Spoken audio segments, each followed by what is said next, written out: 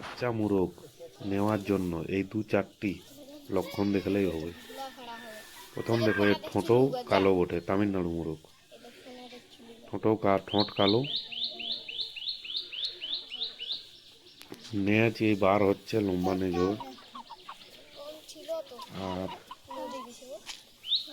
এর পাও কালো দেখাচ্ছে, পা যেমন মোটা হয়, অবশ্যই পা যেমন মোটা থাকে।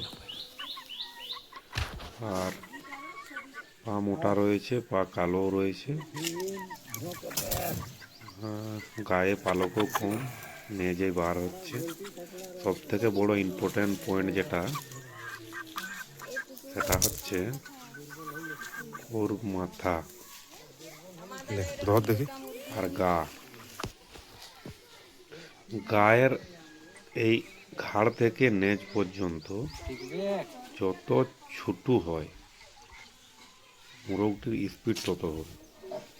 আর ঠোঁট ছোট, মুখ ছোট, আর উপর দিক থেকে যতটা কম হয়, ছোট হয়, সরু লম্বাওয়ালা মুখ হলে খুব